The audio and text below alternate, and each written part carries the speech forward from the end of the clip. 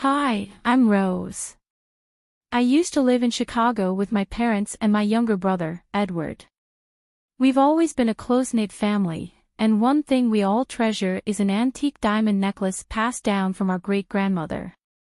It's more than just jewelry, it's a piece of our family history.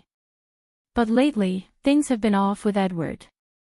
Ever since he started dating Daisy, he's been going overboard trying to impress her, fancy dinners, designer clothes, you name it. It's like everything else in his life has taken a back seat. One evening, I was relaxing in the living room when Edward walked in, dressed to the nines. Heading out again? I asked. Yeah, taking Daisy to that new sushi place downtown, he replied casually. I raised an eyebrow. Didn't you just buy new sneakers yesterday? He shrugged nonchalantly. So what? I work hard. I deserve to treat myself, and Daisy. I muttered under my breath, but he ignored me and left. Feeling uneasy, I called my best friend, Emma. I'm really worried about Edward, I confided. He's spending money like there's no tomorrow. Maybe it's just a phase, Emma suggested, though I wasn't convinced. Something felt off. Later that night, Dad called the family into the living room. His face was pale, and Mom's eyes were red from crying. I've got some news, Dad began, his voice trembling. The doctor found something. I need treatment, and it's going to be expensive. The room fell silent. Then, Edward broke the tension. What about the necklace? We could sell it. I stared at him in disbelief. Are you serious? That's our family heirloom. Mom shook her head firmly. No, Edward. We're not selling it. It means too much.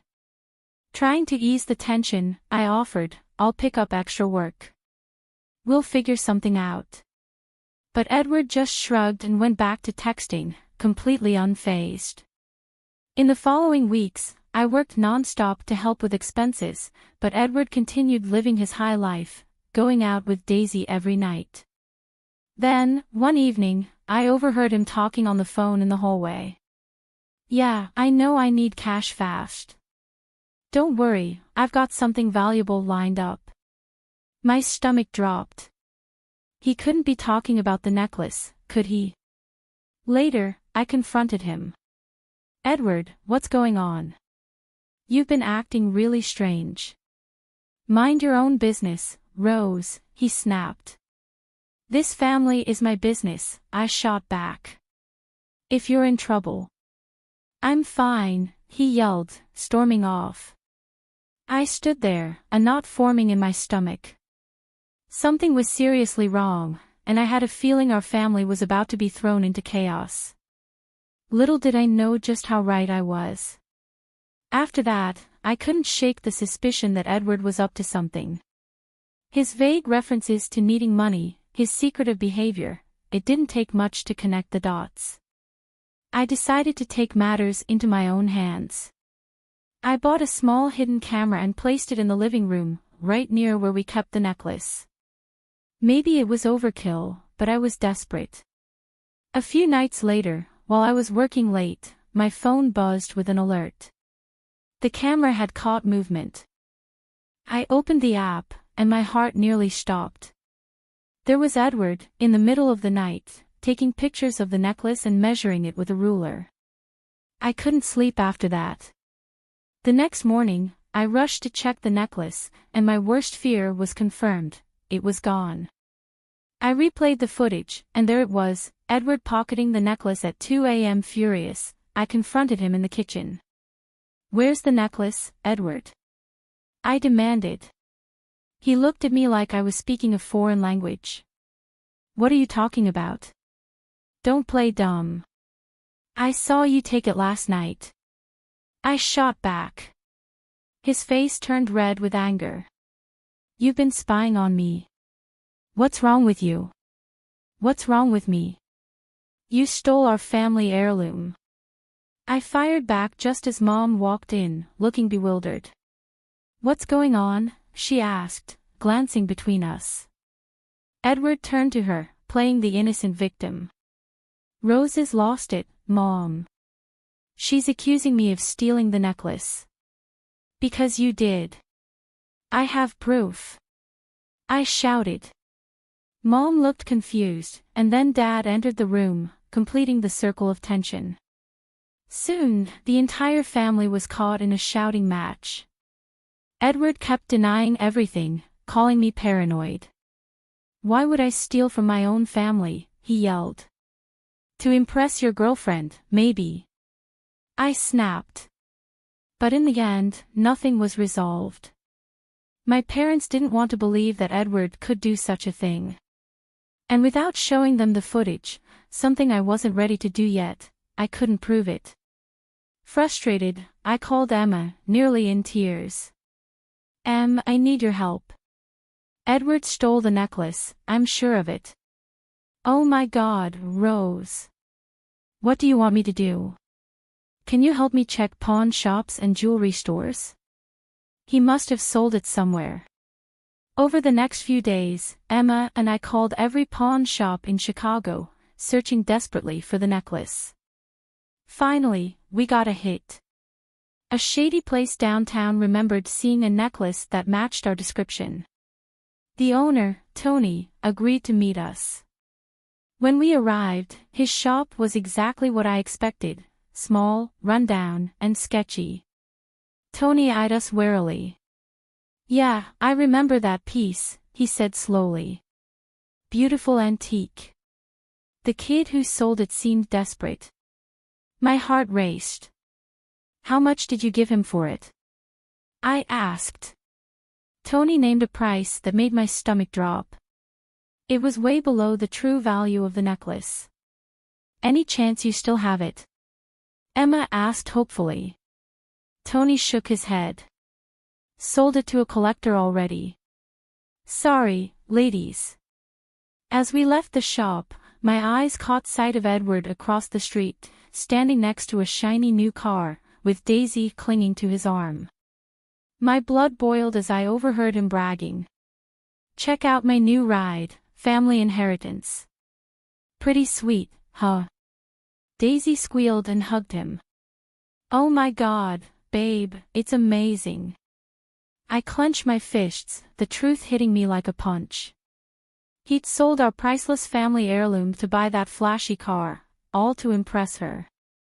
I wanted to march over and expose him right then and there, but without solid proof, it would be my word against his. And right now, Edward had everyone fooled. Emma placed a hand on my shoulder. We'll figure this out, Rose.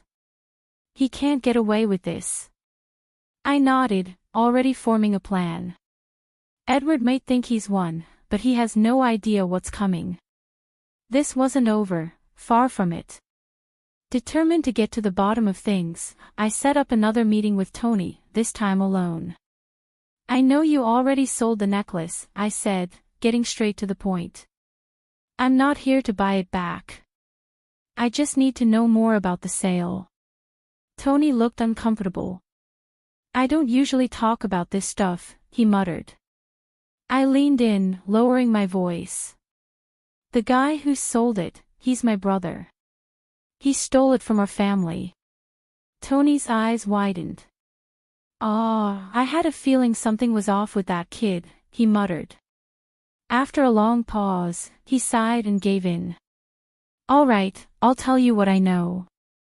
It turns out Edward had been practically begging Tony to buy the necklace, desperate for cash. He kept saying he needed the money fast, like his life depended on it. Tony shook his head, then surprised me by pulling out some paperwork. Here's the sale record. I shouldn't be doing this, but family's important, you know. I thanked him, my mind racing. This was a huge break, but I needed more. So, I did something I never thought I'd do. I hired a private investigator. A week later, the PI called me. Miss Johnson, you might want to sit down for this. What he told me made my blood run cold. Edward hadn't just stolen the necklace, he'd been embezzling from his workplace and opening credit cards in our parents' names, maxing them out. It was a web of lies and theft, and I was reeling. How could my own brother do this? That night, I overheard Edward and Daisy arguing in the driveway. But babe, I thought we were going to Cancun next month. Daisy whined. I just need a little more time to get the money together, Edward stammered. You always say that. What about that inheritance? Can't you just sell something else? She snapped. I clenched my fists, listening to Edward struggle to keep up his facade. I'm working on it, okay? Just give me some time, he pleaded. After Daisy stormed off, I saw Edward pull out his phone and start Googling how to sell a house without owner knowing. My heart sank. He wouldn't, would he? I knew I had to act fast. Using a burner phone, I called his workplace. Hello, I have information about employee theft you might want to look into, I said, keeping my voice steady. Next, I contacted the credit card companies, anonymously reporting the fraudulent accounts.